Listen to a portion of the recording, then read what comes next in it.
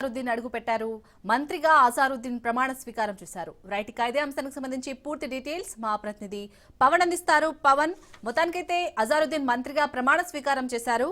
అసలు ఇప్పుడు మంత్రిగా ప్రమాణ స్వీకారం చేశారు, కానీ ఇప్పుడు ఏ శాఖ కేటాయిస్తారనే చర్చ కూడా ఆల్రెడీ నడుస్తుంది. సో ఏ శాఖను కేటాయించే అవకాశం ఉంది? కొద్దిసేపటి క్రితం మంత్రిగా అజారుద్దీన్ యొక్క ప్రమాణ స్వీకారం చేశారు. 2009లో యొక్క కాంగ్రెస్లో జాయిన్ అయిన యొక్క అజారుద్దీన్ ఈ యొక్క మొట్టమొదటిసారిగా యొక్క మంత్రి పదవి కూడా అతనికి దక్కింది. చూస్తే మాత్రం ప్రధానంగా మైనార్టీ శాఖకు సంబంధించి అతనికి శాఖ కేటాయిస్తారని మాత్రము ఇప్పటికే దీనిపైన కొంత సమాచారం ఉంది. అయితే ఇందులో మాత్రము యొక్క రెండో విడత యొక్క మంత్రి విస్తరణ కూడా ముగిసింది. అయితే ఈ యొక్క గవర్నర్గా బిష్ణుదేవ్ వర్మ కూడా దీనికి సంబంధించి యొక్క మంత్రిగా యొక్క ప్రమాణ స్వీకారం కూడా చేయించారు. అయితే ఈ నేపథ్యంలో చూస్తే మాత్రము ప్రధానంగా యొక్క మంత్రి శాఖలో ఎలాంటి యొక్క మంత్రి శాఖ విధిస్తారు అనేది మాత్రము చర్చనీయాంశంగా మారింది. ఎందుకంటే ఇప్పటికే మైనార్టీకి సంబంధించిన సంక్షేమ శాఖ కేటాయిస్తారనేది మాత్రము ప్రధానంగా కొంత ఊహాగానాలు వినిపిస్తున్నా ఈ యొక్క హోంశాఖ కూడా ఖాళీగా ఉంది కాబట్టి హోంశాఖ ఇస్తారనేది మాత్రము దానిపైన కూడా కొంత ప్రచారం కూడా కొనసాగుతుంది. అయితే మాత్రము ఈ యొక్క దీనికి సంబంధించి సీఎం రేవంత్ రెడ్డి కూడా శుభాకాంక్షలు చెప్పారు. ఈ యొక్క డిప్యూటీ సీఎం కూడా బట్టి ఈ యొక్క శుభాకాంక్షలు చెప్పిన పరిస్థితి కూడా మనం చూస్తున్నాము. మొత్తానికి ఓవరాల్గా చూస్తే మాత్రము ఇప్పటికే యొక్క మంత్రి శాఖ విస్తరణ మాత్రం ఇప్పటికే 16గా యొక్క సంఖ్య కూడా చేరుకున్న పరిస్థితి చూస్తున్నాము. ఎందుకంటే అజారుద్దీన్తో 16 మంది ఇప్పటికే మంత్రిగా యొక్క దీనికి సంబంధించి కూడా కొనసాగుతున్నారు కాబట్టి ఇందులో మాత్రం అజారుద్దీన్కి ఏ శాఖ కేటాయిస్తారని మాత్రం చాలా కీలక చర్చనీయాంశంగా మారింది. మరోవైపు చూస్తే మాత్రం అజారుద్దీన్ సంబంధించి చూస్తే ఇప్పటికే కొంత యొక్క ఎమ్మెల్సీగా అతనికి నామినేటివ్ పోస్ట్ వచ్చిన నేపథ్యంలో అతనికి మంత్రి పదవి ఇవ్వడము ఇటు బీజేపీ కావచ్చు అటు బీఆర్ఎస్ సంబంధించి కూడా కొంత దీనిపైన అసహనం వ్యక్తం చేసిన పరిస్థితి కనిపిస్తుంది. ఏకంగా ఎన్నికలకు సంబంధించిన అధికారికి బీజేపీ యొక్క ఫిర్యాదు కూడా చేసింది. ఎందుకంటే జూబ్లీస్ ఉప ఎన్నికల నేపథ్యంలో ఈ యొక్క మంత్రి పదవి ఎందుకు ఇంత అత్యవసరంగా ఇవ్వాల్సి వచ్చిందనే దానిపైన కూడా ఇటు బీజేపీ దీనిపైన ఫిర్యాదు చేశారు. అంతేకాకుండా ఇప్పుడు బీజేపీ సంబంధించి చూస్తే మాత్రము పూర్తిగా ఇటు ఆ యొక్క మైనార్టీ ఓట్లను యొక్క జూబ్లీస్ ఎలక్షన్లకు సంబంధించి కాంగ్రెస్ వైపు మలుచుకునేందుకే ఈ యొక్క మంత్రి పదవి కేటాయించారు అనేది మాత్రం ప్రధానంగా బీజేపీ దీనిపైన పూర్తిగా మండిపడుతున్న పరిస్థితి చూస్తున్నాము. ఎందుకంటే జూబ్లీ హిల్స్ ఉప ఎన్నికల్లో మైనార్టీకి సంబంధించి పూర్తిగా సగానికి సగం పైగా మైనార్టీలు ఉన్నారు కాబట్టి వారికి సంబంధించి ఓటును కాంగ్రెస్ ఇట్లా మంత్రి పదవి ఇస్తే కాంగ్రెస్కి ఓటు పడతాయని చెప్పి కూడా వారు ఒక వ్యూహరచనతో ముందుకు వెళ్తున్నారని మాత్రం బీఆర్ఎస్ కావచ్చు ఇటు బీఆర్ఎస్ సంబంధించిన యొక్క పూర్తిగా ఇటు కాంగ్రెస్ పార్టీ అధికార పార్టీ పైన కూడా మండిపడుతున్న పరిస్థితి చూస్తున్నాము.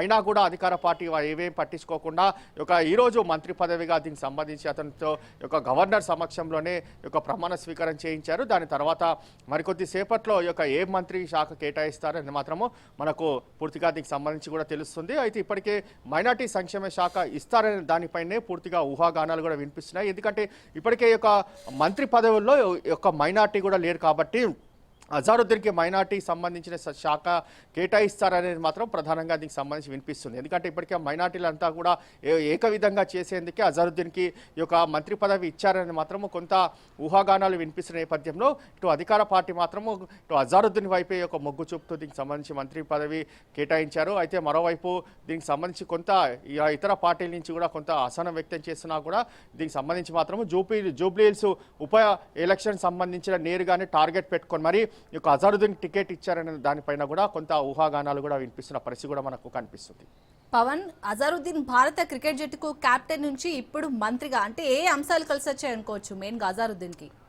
అయితే అజారుద్దీన్కి చూస్తే మాత్రము 1984లో క్రికెటర్ సంబంధించి అరగ్రేటం చేశారు. దాని తర్వాత ఇండియా కెప్టెన్సీగా అతను కొనసాగారు. అయితే ఇండియన్ కెప్టెన్సీగా అనేక విజయాలు కూడా అతను అందించిన పరిస్థితి కూడా చూస్తున్నాము. దాని తర్వాత క్రికెట్ నుంచి కూడా బయటకు వచ్చిన దాని తర్వాత 2009లో దీనికి సంబంధించి అతను కాంగ్రెస్ పార్టీలో చేరారు. దాని తర్వాత మొర్దాబాద్ నుంచి కూడా అతను గెలుపొందారు. దాని తర్వాత రాజస్థాన్ నుంచి కూడా 2014లో అతను దీనికి సంబంధించి పోటీ చేశారు. దాని తర్వాత అక్కడ కూడా గెలుపొందిన పరిస్థితి కూడా చూస్తున్నాము.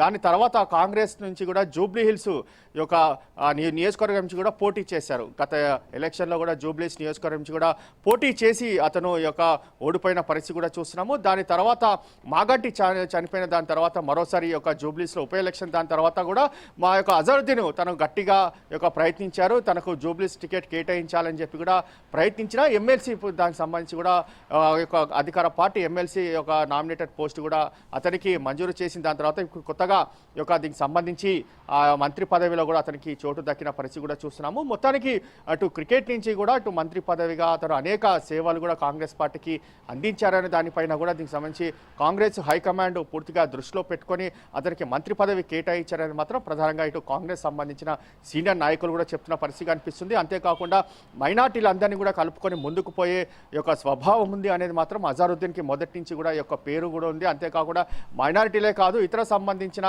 మతస్థులను కూడా చాలా అందరూ కూడా అతనికి చాలా కలిసిమెలిసిగా ఉంటాడు. ఇటు జూబ్లీసే కాదు ఇటు యావత్తు తెలంగాణ రాష్ట్రం వైపే కాకుండా ఇటు ఇండియా వైపున కూడా అతనికి చాలామంది ఇటు సన్నిహితులుగా ఉన్నారు. పెద్ద పెద్ద కాంగ్రెస్ నేతలతో కావచ్చు ఇతర సంబంధించిన మతస్థులు కూడా అతను చాలా క్రియాశీలకంగా ఉన్నారు. అందుకే అజరుద్దీన్ వైపు మాత్రము కాంగ్రెస్ అధిష్టానం మాత్రం మొగ్గు చూపి ఒక మంత్రి పదవి కూడా కేటాయించారు. కాబట్టి దీనికి సంబంధించి పూర్తిగా అతను క్రికెట్ కావచ్చు ఇటు రాజకీయంలో కూడా అనేక సేవలు అందించారు. కాబట్టి వీటన్నిటిని కూడా దృష్టిలో పెట్టుకొని మరీ ఈ యొక్క మంత్రి పదవి కేటాయించినట్లుగా దీనికి సంబంధించి కాంగ్రెస్ సీనియర్ నాయకులు కూడా చెప్తున్న పరిస్థితి కూడా కనిపిస్తుంది. అలాగే పవన్, ఈ మంత్రి పదవి కోసం అయితే చాలా మంది ఆశావహులు ఉన్నారు. సో ఇప్పుడు ఈ అజారుద్దీన్ కి మంత్రి పదవి ఇవ్వడంపై కాంగ్రెస్ లో ఉన్న ఆశావహులు ఏమంటున్నారు?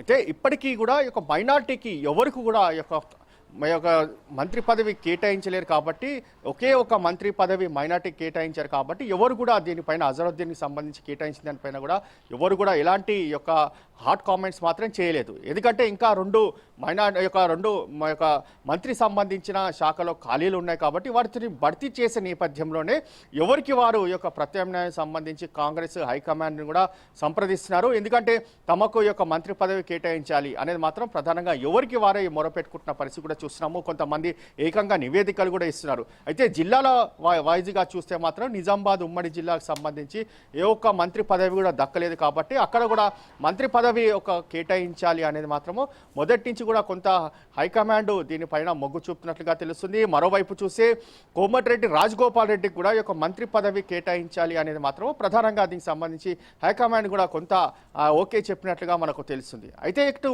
ఓసీల బీసీలకు సంబంధించి మాత్రము ఇక్కడ మాటల యుద్ధం కూడా కొనసాగుతుంది. ఎందుకంటే ఓసీలకే మంత్రి పదవులు అన్ని కూడా కేటాయిస్తున్నారు, బీసీలకు అన్యాయం జరుగుతుంది అనేది మాత్రము కొంతమంది పూర్తిగా దీనిపైన అటు ఆరోపణలు చేసిన నేపథ్యంలో చూస్తే మాత్రము ఎవరికి అన్యాయం జరగకుండా అన్ని సంబంధించిన ఇటు ఓసీలు అన్ని కులాలు కావచ్చు, మరోవైపు ఇటు బీసీలకు సంబంధించిన అన్ని కులాలను కూడా పరిగణలోకి తీసుకొని ప్రక్షాళన జరుపుతాము. అంతేకాకుండా ముఖ్యంగా యాదవ్కు సంబంధించిన నేపథ్యంలో చూస్తే ఏ ఒక్క మంత్రి పదవి కూడా లేరు. కాబట్టి యాదవ్ సామాజిక వర్గాన్ని కూడా తాము దృష్టిలో పెట్టుకొని ముందుకు వెళ్తామనేది మాత్రం ప్రధానంగా ఇటు హైకమాండ్ నుంచి కూడా దీనికి సంబంధించి కొన్ని సంకేతాలు కూడా అందుతున్న పరిస్థితి చూస్తున్నాము. మరోవైపు చూస్తే మాత్రము సీఎం రేవంత్ రెడ్డి ఇటు మంత్రి శాఖ విస్తరణలో సంబంధించి ఎప్పటికప్పుడు కూడా హైకమాండ్తో యొక్క పూర్తిగా సంప్రదింపులు జరుపుతున్నారు. ఎందుకంటే డిసెంబర్లో యొక్క మంత్రి విస్తరణ ఉంటుంది. కాబట్టి ఒక మంత్రి విస్తరణలో ఏ ఒక్కరికి కూడా అన్యాయం జరగకుండా అన్ని సామాజిక వర్గాలు కావచ్చు జిల్లాల వైజ్గా ఏ ఒక్క మంత్రికి కూడా అంటే జిల్లాల వైజ్గా కూడా అందరికీ మంత్రి పదవి దక్కే విధంగా కూడా ఉండే విధంగా కూడా ప్రక్షాళన కూడా చేస్తున్నారు. దీనికి ఒక ప్రణాళిక కూడా రూపొందించారు.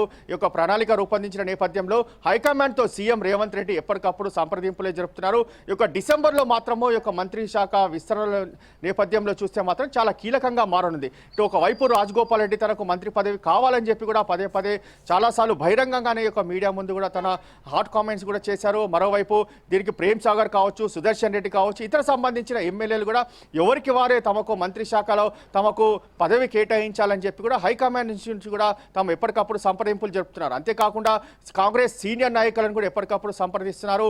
ఎందుకంటే తాము దీనికి సంబంధించి కాంగ్రెస్ సంబంధించిన నేపథ్యంలో చాలా సీనియర్ నాయకులము అనేక సంవత్సరాలుగా ఈ యొక్క కాంగ్రెస్ పార్టీలో సేవలు చేస్తున్నాం. కాబట్టి ఈ యొక్క తమను కూడా దృష్టిలో పెట్టుకోవాలనేది మాత్రం ప్రధానంగా దీనికి సంబంధించి ఇటు కొంతమంది సీనియర్ నాయకులు కూడా దీనికి సంబంధించి హైకమాండ్ కూడా చెప్తున్న పరిస్థితి కనిపిస్తుంది. మరోవైపు చూస్తే కొత్తగా కాంగ్రెస్ పార్టీలో చేరి ఒక ఎమ్మెల్యేలుగా గెలిచిన వారు కూడా పూర్తిగా తమ సంప్రదింపులు కూడా జరుపుతున్నారు. ఎందుకంటే కొత్తగా గెలిచాము, తాము పూర్తిగా అన్ని వర్గాలు కూడా కలుపుకొని వెళ్తాము, తమకు కూడా ఒక మంత్రి ఛాన్స్లో ఇవ్వాలి అనేది మాత్రం కొత్తగా జాయిన్ అయిన ఎమ్మెల్యేల నుంచి కూడా కొంత వీరి కాంగ్రెస్ పార్టీని కూడా పూర్తిగా అధిష్టానం ఢిల్లీకి వెళ్తున్న పరిస్థితి కూడా గమనిస్తున్నాం.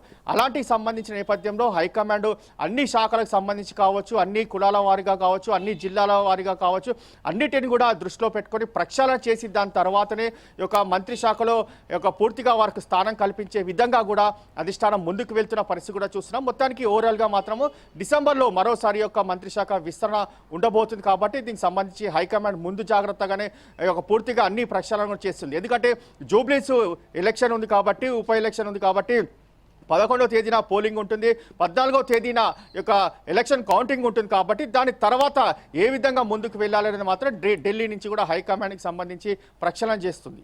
Right, thank you Pawan.